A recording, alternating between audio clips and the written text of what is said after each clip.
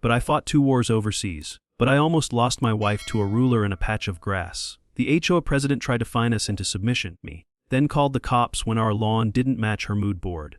What started as a silly citation turned into the kind of standoff you wouldn't believe if I hadn't lived it, me. Let's just say you never truly know who your spouse is until a cop shows up in your barn. Ever dealt with HOA madness? Drop your story below. I'm betting it gets weird, me. I bought 20 acres of peace and got ambushed by a woman in slacks who treats lawn violations like domestic terrorism. Her name, Martha Golding, HOA president, clipboard colonel, me. Ruler-wielding tyrant of Meadow Point trails. We moved in with 3 cows, a rusty pickup, and dreams of quiet mornings and loud barbecues. Martha greeted us with a glare that could salt soil and a question that still makes my eyelid twitch. Mr. Weller, are you aware that your grass is exhibiting non-compliant texture? I didn't know grass had texture. I thought it just grew and got stepped on by cows. But no, according to Martha, ours was aggressive. Too tall, too wild, too opinionated. Martha's first violation notice was delivered like a subpoena, hand-folded, laminated, and sealed with passive aggression. Unapproved fencing color, livestock proximity to main road, and my favorite, outdoor structures exhibiting visual clutter. Mom, me. That structure is a haystack and that visual clutter is a feed bucket. But she wasn't done. She highlighted every inch of our property like she was planning a hostile takeover. Elaine, my wife, my peace, my better judgment, took one look at that list and said, "She's not enforcing rules, Tom. She's testing boundaries." And just like that, I knew this wasn't about grass, me. This was a slow-motion ambush disguised as community management. Things escalated faster than a family reunion with politics on the table. Martha started patrolling our street like a dollar store drone, me. Snapping photos of Elaine hanging laundry and noting unsanctioned gardening activity. She once cited our dog for unauthorized posture while defecating. I'm not kidding, me. And while I was ready to storm the HOA office with a shovel and a beer, Elaine stayed calm, dangerously calm. She started logging every violation, every absurd threat, every visit. "Martha's building a case," she said. "But so am I."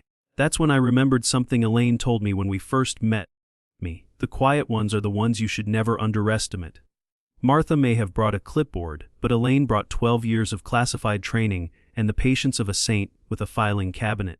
While I yelled into the wind, Elaine went full ghost mode. She corrected Martha's violation notices with red ink, grammar notes, and legal citations. She even included APA formatting. "Dear Mrs. Golding, please note that there and there are not interchangeable under Florida property code." The next morning, Martha doubled the citations. One of them just said, "Tone." No explanation. Just tone. Elaine laughed, filed it under subjective nonsense, and kept going. If you think that's extreme, wait till you hear how this escalates. Because next, Martha doesn't just come for our property, she calls the cops on our porch. What would you do if someone tried to evict your wife for watering tomatoes with combat readiness? Some women knit me. Martha Golding collects HOA violations like baseball cards, with notes like, "Threat level decorative wind chimes." It started with the binoculars. Every morning, like clockwork, Martha would march down the street in her tactical heels and position herself across from our property like a one-woman neighborhood watch armed with a lat and a silent vendetta. Elaine would jog past her, earbuds in, pretending not to notice the glare bouncing off Martha's clipboard like it was solar-powered surveillance. On one Tuesday morning, Elaine waved politely. Martha didn't wave back. She just scribbled furiously in her leather-bound violation ledger. The entry, "Suspicious gait during jog." I asked Elaine how one's gait could be suspicious. She said, "Apparently with good posture and a ponytail." The next day we were written up for sunlight reflecting off water trough causing potential optical hazard. Martha had written it like a military debriefing. Location Northwest Paddock. Time 08:17. Reflection intensity blinding. She even attached a sunglasses emoji. And the day after that, unauthorized cow congregation, as if our herd was planning a protest. I told Elaine if the cows unionized, I was siding with them. Elaine didn't laugh.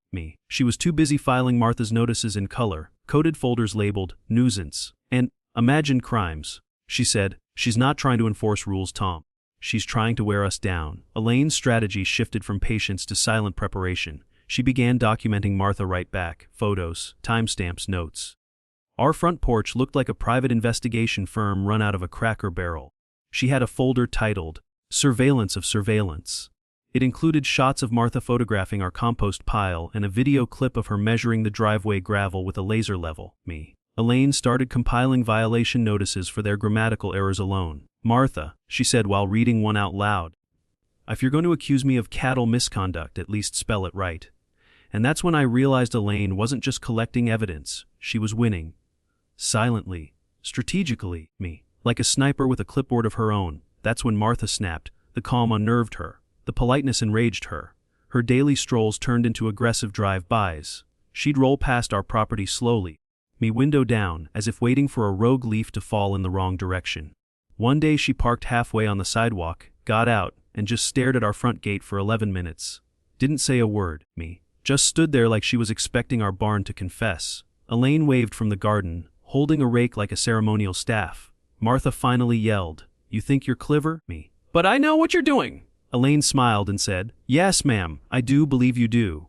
That night we got hit with 7 cetaceans.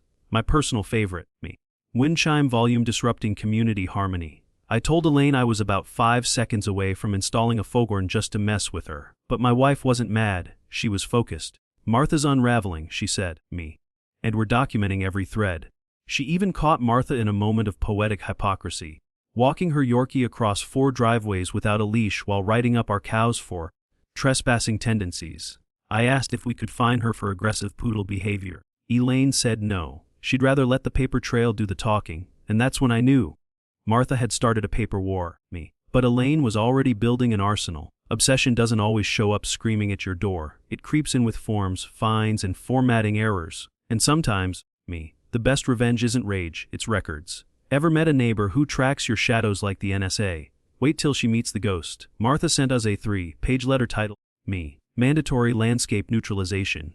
Elaine sent back a 2-page grammar lesson with references. The violations kept coming like Martha was trying to break a world record in petty governance. This time, she accused us of flagrantly displaying non-regulation flora, which translated from HOA to English meant Elaine had planted tomatoes, But the real gift wasn't the accusation.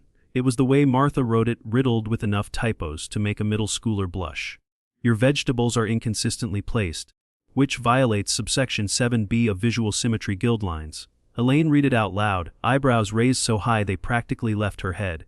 Then she'd said the words that should terrify any clipboard queen. I think it's time I wrote her back. Elaine didn't yell. She didn't threaten. She drafted a response so polite it could have been read aloud at a church luncheon, but with the bite of a legal cobra in pearls. She began with, "Dear Mrs. Golding, thank you kindly for your recent correspondence regarding our landscape." Then it got surgical. Elaine corrected every error, from grammar to citation formatting. She highlighted inconsistent clause structures, improper bylaw references, and even noted that subsection 7b didn't exist in the current HOA charter. She closed with a suggestion that Martha consider the enclosed examples for more accurate legal communication moving forward. The enclosed examples. APA-style formatting guides and a redlined version of Martha's letter. Martha was not amused. The next day she unleashed the storm. 3 inspectors showed up. One of them wearing a tie so tight he looked like he was being strangled by policy itself. They measured everything: fence height, mailbox distance, even the diameter of a wheelbarrow. One man took photos of our compost bin from 6 different angles, muttering something about possible ecological unbalance. But Elaine, she served lemonade, handed out printed copies of state property statutes. Then she stood next to the compost pile and asked sweetly, "Would you gentlemen like copies of Martha's original complaint for context?" The lead inspector choked on his sip and said, "No ma'am. We're good here." By the end of the week, even city clerks were whispering about it. One of them called to confirm the date of an alleged haystack incident, and when Elaine clarified with timestamps, the clerk laughed and said, "Honestly, I only called to hear what you'd say."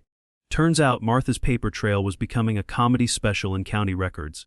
Her emails had become so erratic they were flagged for possible misuse of official tone. One read, "Their fence height feels threatening." Another said, "I believe the cow made eye contact." Elaine printed them all and added them to a binder labeled, "Exhibits of Emotional Overreach." Precision isn't just for snipers. When your weapon is professionalism, every comma becomes a bullet, and every typo exposes a bluff. She mistook politeness for weakness. What would you do if your HOA started quoting the Patriot Act over a tomato plant? Martha said. Elaine looked suspicious. Turns out, she'd seen Elaine before, in a courtroom headline. It started like all juicy small-town intel, in the feed store next to the duck feed and licorice rope. 2 ladies were leaning into the gossip trove, whispering like their words came with calorie counts. "You know that HOA president?" One said, poking a bag of seed. Her sister was in the Navy once. Me got booted from some fancy training. The whole family blamed some instructor. Me. I think that Weller gal is her. My stomach did the kind of twist usually reserved for expired milk or political debates at Thanksgiving. Elaine hadn't said much about her military days, just that she taught survival. Now it looked like she taught consequences. I brought the gossip home in a brown paper bag stuffed with disbelief and sunflower seeds. Elaine didn't blink. She pulled out a drawer and handed me an old newspaper clipping like it was a snack she'd been saving. Rebecca Flanders removed from elite novel program following protocol breach. Below the headline, a younger Elaine stood in uniform, arms crossed, expression unreadable. The quote read, "Instructor E. Weller declined to comment." I stared at the photo, then back at the woman folding laundry like nothing happened. "You were her instructor?" I asked. Elaine nodded. "And the one who signed the recommendation for her discharge?" Turns out, Rebecca, also known as Cadet Flanders, decided water survival drills were optional. During a night exercise she ignored commands, panicked, and nearly dragged another trainee under with her. Elaine intervened, saved a life, wrote the report, took the heat. "I didn't ruin her career," Elaine said, voice steady. "She did. I just made the call nobody wanted to make. And now, 5 years later, her sister Martha had found her. Not in a courtroom, not in a tribunal, but watering tomatoes in sweatpants with a cow named Biscuit. The irony was so thick I could butter toast with it. Suddenly, the surveillance, the drive-bys, the psychotic obsession with grass length, it all snapped into place like a bitter Lego. This wasn't just about bylaws. Martha had been waging a slow war of personal revenge with the emotional stability of a shaken soda can. And Elaine, she'd known for weeks. She recognized Martha from a court hearing years ago. "I didn't say anything because I wasn't sure," Elaine said. "But I've seen that glare before. It's the glare of someone who thinks justice means hurting whoever hurt them, no matter the truth." I asked why she hadn't confronted her. Elaine just said, "Because I don't fight ghosts with fists. I fight them with proof." Sometimes leadership means making the hard call, and carrying its weight long after everyone else forgets.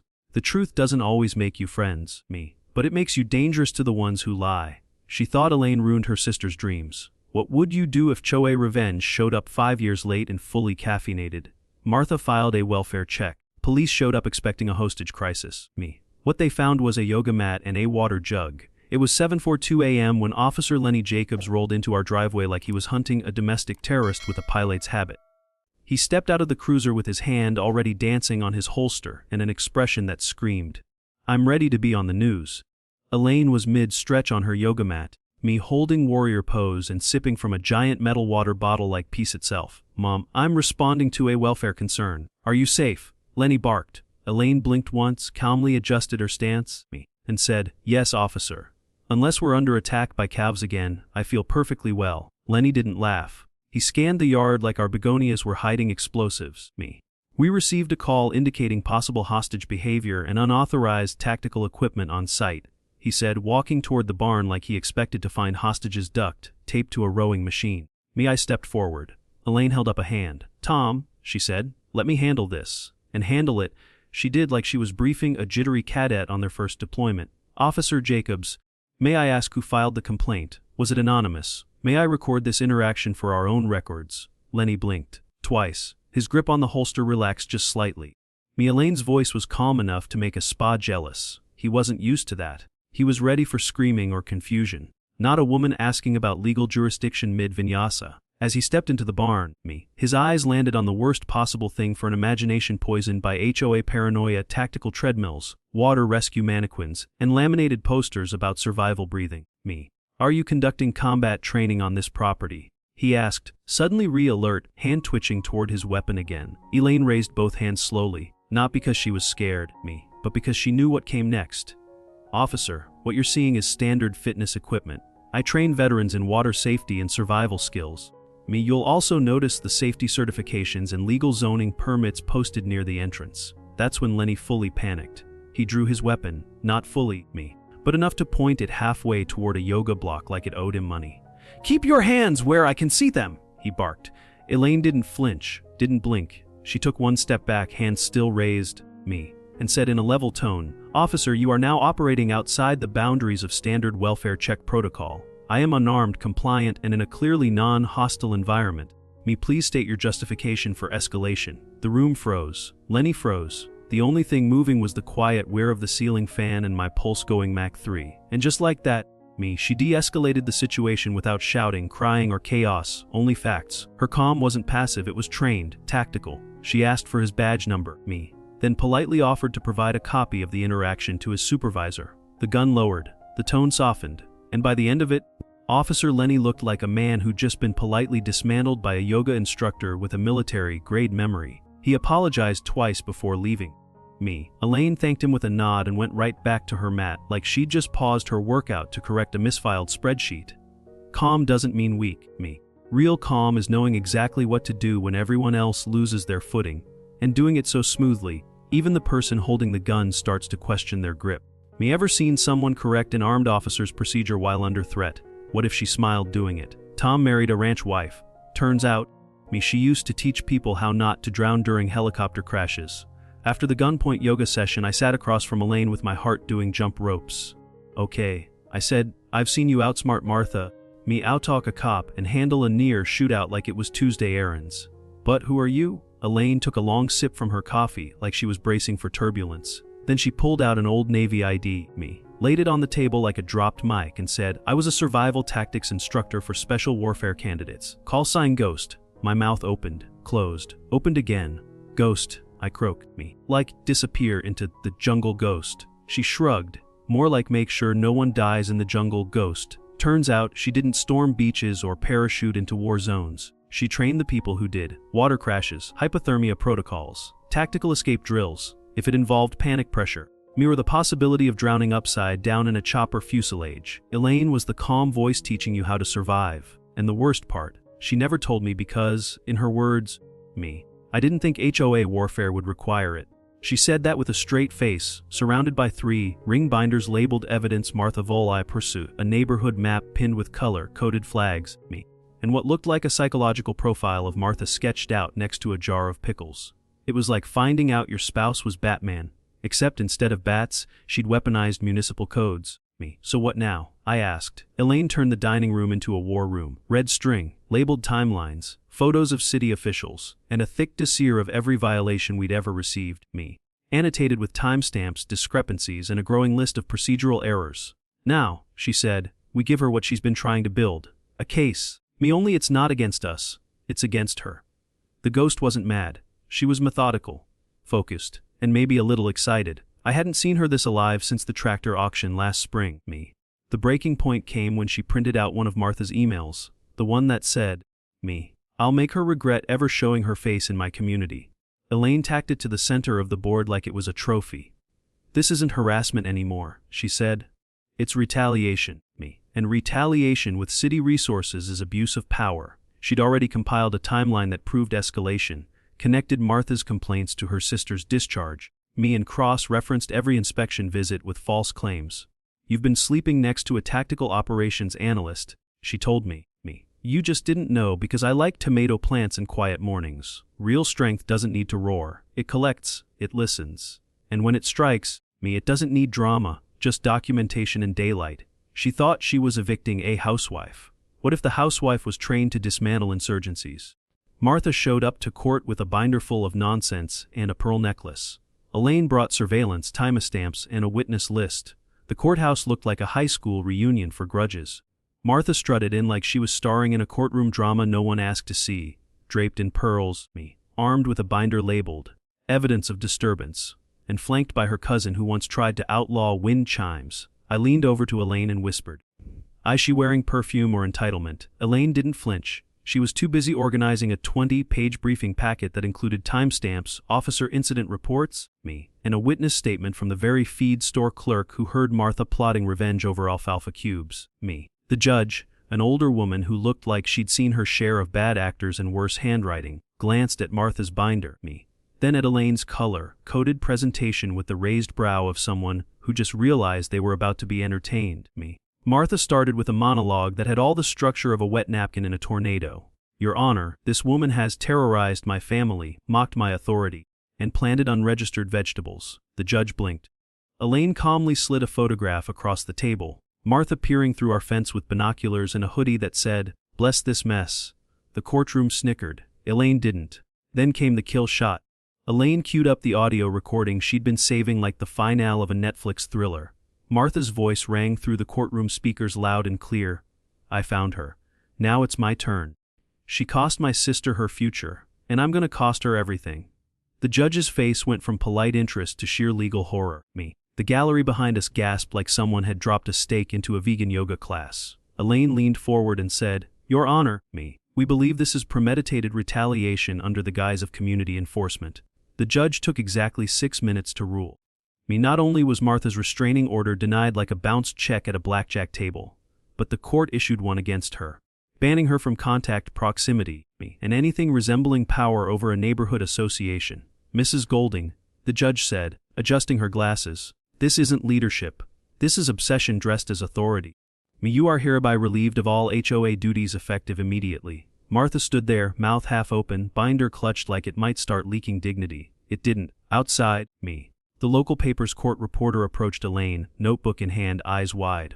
Are you with the military or just terrifyingly organized? Elaine smiled and said, Both. I've seen battles fought with weapons, but that day I saw one with receipts, composure, and a printer that does double-sided. And somewhere in the back row, the HOA's treasurer mouthed, Thank you.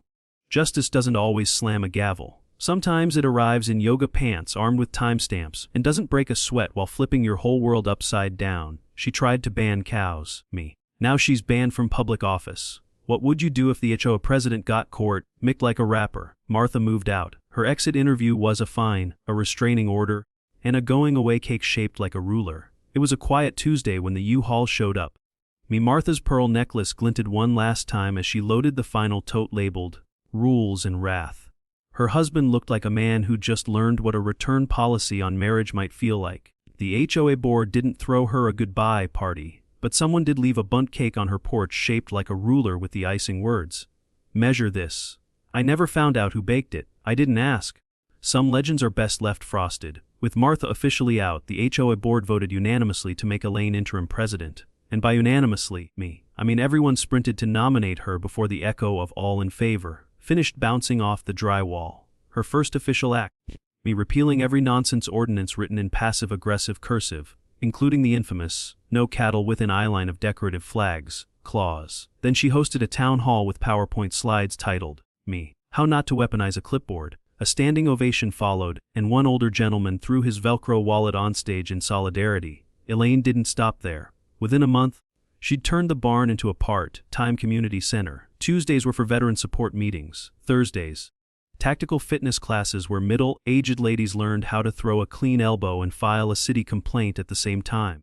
It was like a YMCA had a baby with a Navy SEAL boot camp, and that baby served cookies after workouts. I came for yoga. One neighbor told me, unleft with triceps and legal literacy. Word spread fast. People from other neighborhoods started sneaking in just to sit on the porch and absorb the sanity. Meanwhile, Martha relocated to a no-HOA trailer park 2 counties away, where, according to rumor, she was last seen trying to get her neighbors to sign a petition banning bird feeders. Someone spray-painted, "You got ghosted," on the stop sign by her coal, D-sack, and I swear it wasn't us.